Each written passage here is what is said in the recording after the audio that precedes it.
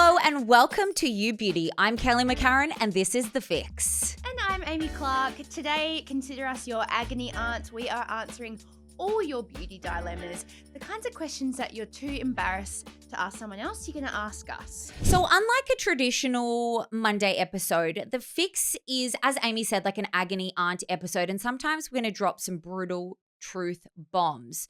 So later in the episode, we've got really entitled 12-year-olds to deal with and roommate beauty boundaries. Okay, so let's kick things off with a question from Emma. Hi, Emma. Thanks for submitting your question.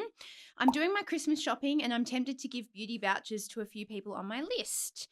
But I keep second-guessing myself. Are vouchers too impersonal? I want to be thoughtful, but I also don't want to get it wrong with specific products. Can I just say that lol that we just went on a rant to start off this episode about how these are the juicy questions you'd be too embarrassed to ask it. It's like, no, Emma just wants to know about some vouchers. But you know why we picked this one? Because we are approaching Christmas, and so this is very topical. Firstly, I just want to say that we're in a cost of living crisis. There is no such thing as a voucher being too impersonal. If anything, I actually think that a voucher is more thoughtful, because rather than gifting your friend or, you know, your loved one something that you hope and think that they might like, you're giving them the opportunity to splurge on something they really, really want. So I think it's really thoughtful. I agree, especially with beauty. And actually, when I was working for a brand, we found like less and less skincare kit, skincare gift sets, hair care gift sets. Like, it's so personal, and how do you know, unless you really know them really well. But even then, you don't know if they need that at the moment. Totally. I actually think as a bit of just a general hack, I actually buy skincare and other beauty Christmas packs for myself, because you're getting like a bit of a discount, but I would never gift somebody else, say like a 3-piece skincare gift set or a hair care. Because I agree. You just like, you don't know what their hair type is, what they need, what they don't need. What they've got an influx of at home already. Like, it's just, Exactly. I think it's so thoughtful to give someone a gift voucher to a store that they love. Exactly. So what are the places that you would gift vouchers for? Well, I just think somewhere, unless you know that they love a specific brand, say L'Occitane, if it was someone like me or my mum, but it's always good to do a store where there's heaps of brands, heaps of products. So the first 3 that popped into my mind, Sephora, Mecca, or Myer, because they've just got so many brands. Even The Iconic, because The Iconic does beauty, and I mean, they do everything. They actually do everything. So does Myer, though, to be fair. Yes, and Adore Beauty. Even if you know someone loves a specific brand, so exactly, like let's say I know that you love XYZ, I might get you a voucher for their direct brands website, because then you can stock up on your gifts. Then you can stock up on the products that you use. I also was going to suggest a lot of the Korean beauty retailers as well, like a Nudie Glow or something like that. Or I don't know if anyone else has been seeing this, but I'm getting a lot of text messages at the moment about gifting for skin clinics, massage places. Like, those are other good voucher gift options as well. If your friend's getting married, for example, or all of that, like a voucher for a pack of like 5 LED treatments or a massage. Like, who doesn't want a massage? Exactly. So good. My girlfriends actually gifted me a so generous $500 The Crown voucher. Oh, righto. Oh, a lot of them chipped in. 20 of my closest friends. 20 of my closest friends all chipped in. But $500, I'm going to be able to have like the most beautiful spa treatment. Well, they said, they were like, you could either go in for, to be fair, it's The Crown, so it's a half-day spa treatment, not a full day. Nice. But I could have a staycation, or I could use it at the restaurant. So even something like that, I was like, that is something a little bit different as well, but something that I wouldn't purchase myself. Exactly. And that's the whole point. If you do feel like a voucher is too impersonal, which we've established that they're not, that actually all of us just secretly want a voucher, there are some great like Failsafe, foolproof, beauty adjacent gifts that I would always recommend. Really? A gorgeous candle. Yeah, but what if the person's got 10 unlit candles at home? I could never have too many unlit candles. Any great candle, also a bougie hand soap. Like it's the kinds Bougie of hand things, soap, yeah. the kinds of things that someone wouldn't spend their own money on Yeah. themselves, I think. A little incense holder, like a mason. I always want to say Mason Balzac. Maison Balzac, the glassware. Mason Balzac. Him. The beautiful kind of carafes or the glassware or the candle burners, all of that kind of stuff. Gorgeous. And it's good if you have a bunch of people putting in for it because then you get a big voucher. Nice. Thus, my birthday. Stunning. Just one friend gave it to me.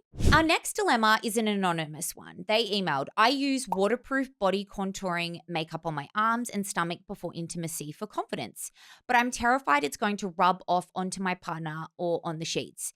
Is this lying, and what specific products can I use that are truly transfer proof? I thought this was so interesting, in like an interesting question in general. Like something that I would never have thought of. The lying part. Right? Yeah, the lying part. Is this lying? I mean, no.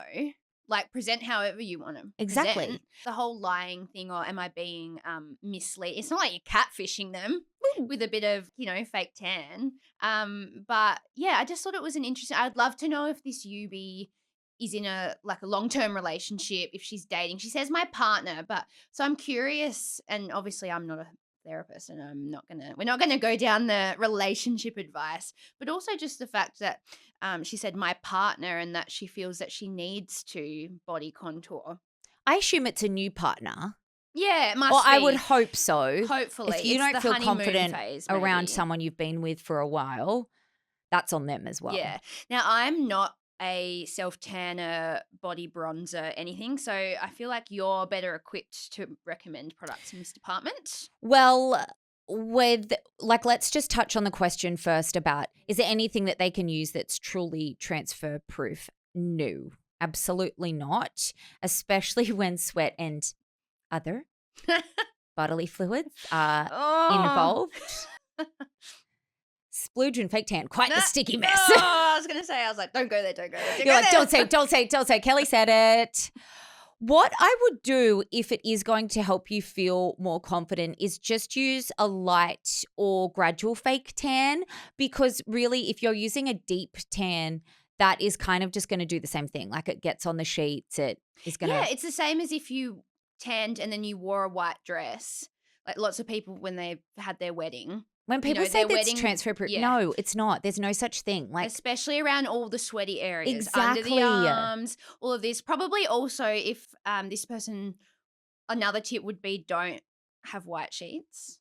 Like, definitely have some dark, have some, really like sophisticated navy or a forest green. I don't even know how anyone, even if you don't tan, how do you have white sheets? You've got your shit together. Yeah, you've got your life sorted. You're also, so the person who has white sheets is also changing their sheets like once a week or more. Oh, I change my sheet. How often? You meant to change them once a week. Once a fortnight. Oh, that's not that bad. Actually, I don't know. I've got a kid in my bed though and two cats. Okay. Like we have to. Yeah. So my recommendations are the Noosa Bronze Gradual Tan, $39.95. That's one of my favorite gradual tans of all time. I talk about it all the time. It's just easy. Like it's really hard to stuff up, and it is a really, really nice color given it's a gradual as well. Then there's a brand new product on the market. So I haven't tried it, but it's got really good reviews so far. The Bali Body Clear Express Tan. So that one's $33.95. So that one does go on clear. So it's more likely to not transfer everywhere because it doesn't have that guide color. Because even when you wash it off, it's sometimes just still, I don't know. And then the B-Tan Clear Tanning Gel, which I imagine the Bali Body is similar to, because I have tried this one. I've got it at home. Huge big pump pack for $21.99. Really nice, natural color. Doesn't smell that offensive. I was about to say, what's the scent like on these? Because that's my other thing. And maybe this is just one of the reasons that I don't use self-tanner, but I can't stand the scents. Yeah. To me, it smells like urine, or someone says biscuits. I remember once someone said, oh yeah, it smells like biscuits. I was like, no, it smells like cat piss. Okay, do you have a cat? It doesn't smell like cat piss. No, but to me, there's like nothing unsexier than the scent of a really I do agree. obvious It's fake not tan. sexy. I don't mind it though. Yeah, so the scents on these ones are like they're not as inoffensive. strong as the like if you used a tan, Yeah. but they're still there. Anyone that says that, oh, it's fragrance-free, no, it's not. The fragrance comes from the tanning agent actually like oxidizing, or not oxidizing, but developing on the skin. Yes. So that's what the smell comes from. So if you're going to tan, it's impossible not to get that fragrance. Yeah, true. And after a bit of romp, ooh, and you're there'd be sweaty. a lot of oxidizing going on. Yuck, you stink. I did just want to present a few other options for our friend here. What about the spontaneity? I know, like, who's even having spontaneous sex? That's a whole nother question for another day. But no if one, you're like, no one I I'm know. just gonna go. Who was even having sex? I was on a table at an event a few weeks ago, and literally every single person on the table was like, like boys and girls. No one is having really great regular sex. Well, for our dear Yubi, who if they're like, oh crap, let me just run into the bathroom and contour my abs on, don't have time. So hold your boner. I got to go draw my abs on. I wanted to suggest a few other things other than a tanner that might also just help you feel more confident and a little bit sexy. I know we talked a bit last time in the fix. We did a question about a new mum that wanted to feel sexy again. But yeah, like using a shower oil, moisturizing kind of beforehand, a regular moisturizing, because it's like, it's all about how the skin feels. And then the smells of beautiful moisturizers. Smells, washing your hair. Oh, clean hair makes you feel so good. It's just, love. And also just like a little bit of a mindset shift. It's like, don't forget, someone's lucky to be having sex with you. Like, and they're not, most of the time, people aren't thinking about the things that we're thinking about. Absolutely not. They're thinking, how hot is this person? And I cannot believe that I'm doing this with this person right now. Totally. So again, not a sex therapist here, but maybe just repeat like, yeah, fuck yeah, you're lucky to be with me right now. And have fun. Have fun and happy humping. And stay safe. Yeah. Wrap it up and happy humping. Next. Oh my God. We are the agony aunts.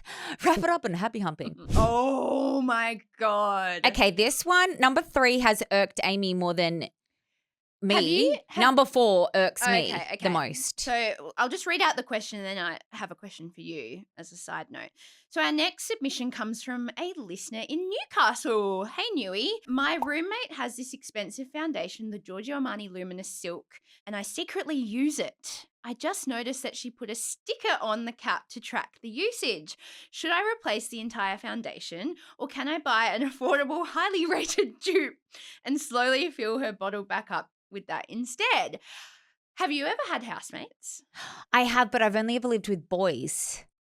But when they would have a girl stay over, one time, oh my goodness, one of their girlfriends or girls that they had over used half a tub of my beautiful body scrub, and I will never forget it. Ooh. I left it in the shower, half a tub, and it was like a $60 body scrub. Yeah.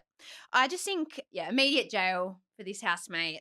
You're going to the tribunal. This is not appropriate behaviour. I just want to ask, when did we decide that it's okay to use people's things without asking in general? Like, maybe I think there's some missing information. Is this... It's not like she just grabbed the spray canola oil to use because she was cooking. No, or like I've had your yogurt and I'm going to replace it. She's making a conscious effort to use her product. I want to know if this person is... Like, are you friends? Are you friend roommates where it's a bit more of a casual kind of sisterly relationship? Or are you literally like people that are just cohabitating and you like do a once a month housemate dinner? Because I just can't even believe that you would go into someone's room. And so number 1, please stop doing that. Well, why would it be in her room? It's probably in the bathroom that they're sharing. That's what I imagine. Well, I lived with housemates for 5 years, all different types of groups of girls, like people that I didn't know.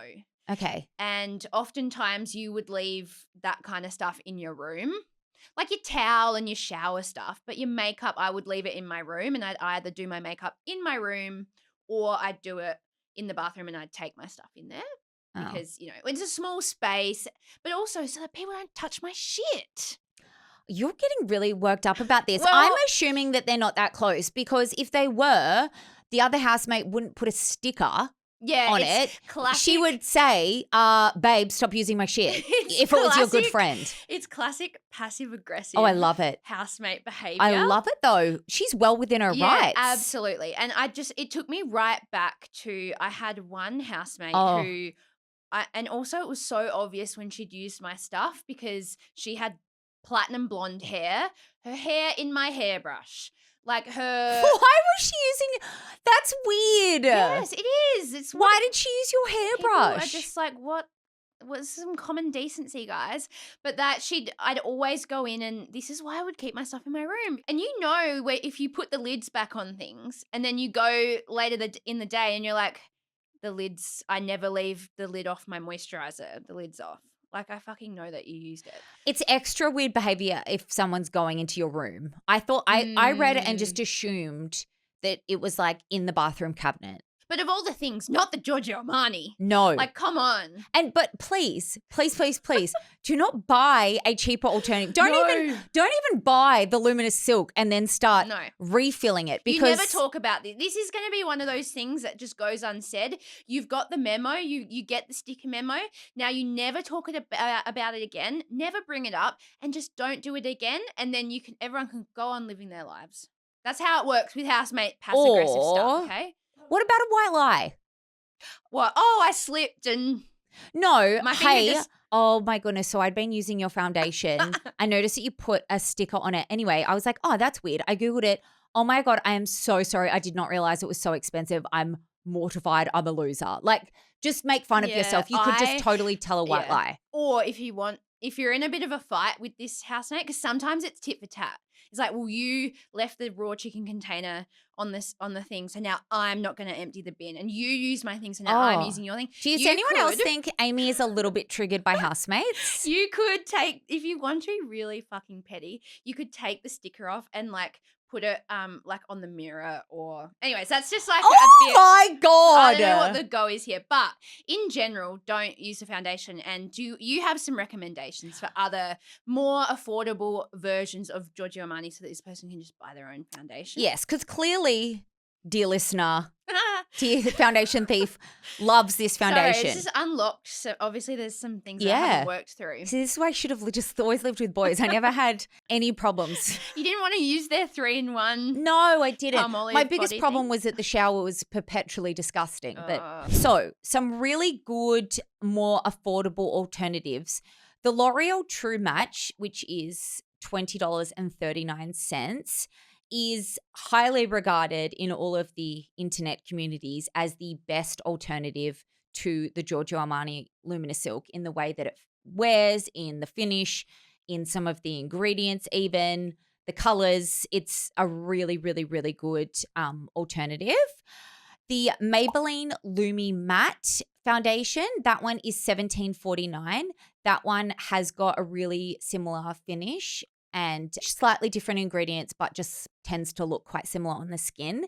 And the Revolution Silk Serum, $24. That one is also touted as being quite similar. I've only tried the L'Oreal True Match out of those three, and I actually would say that I rather it to the Giorgio Armani, because Giorgio Armani is a little bit drying on me. Agreed. L'Oreal True Match is beautiful.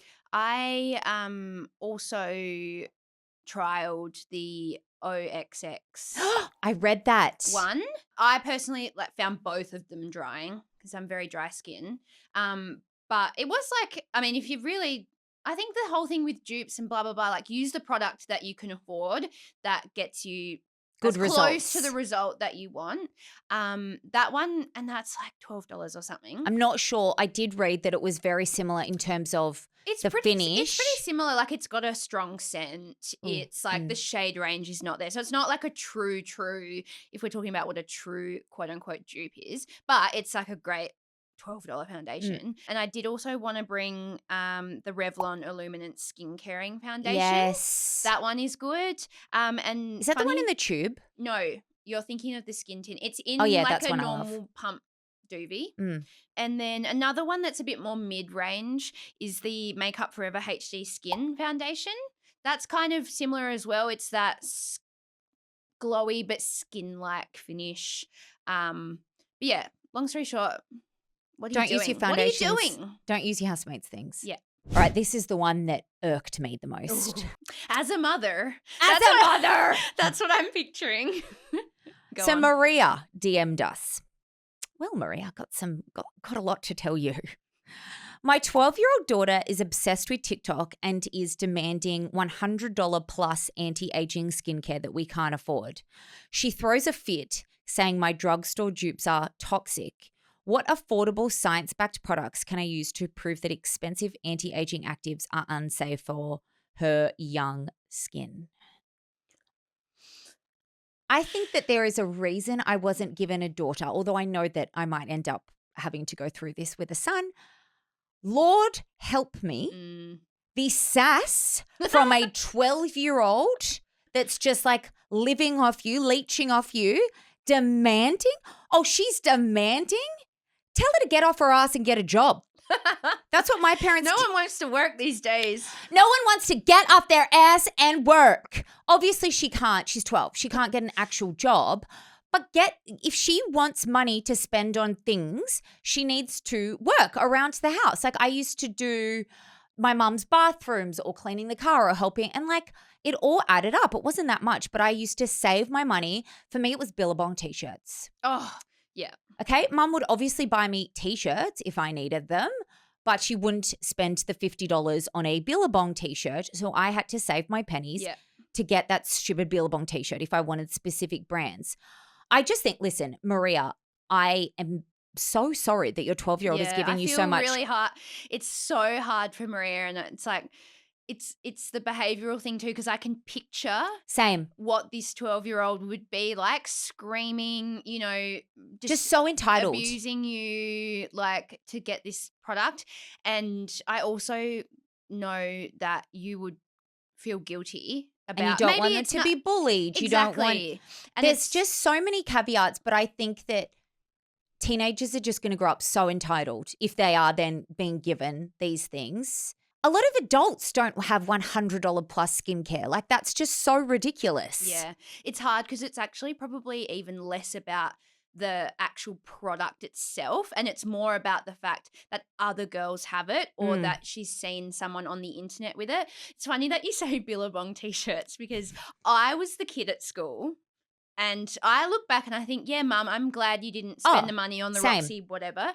My advice to Maria is don't buy the under $10 dupe version of whatever this product is, because as someone who would go into Golo, I get to have the quicksand backpack instead of the quicksilver, you know. I had hot tuna. Yeah. And you know what? Like, it just doesn't hit the same. Yeah. But I don't care. Looking back, I would be bullied time and time again and grow up with a good work ethic and knowing that things and brands, you need to work for them if you want them, than growing up entitled. Yes. Essentially, don't go and buy the dupe thing.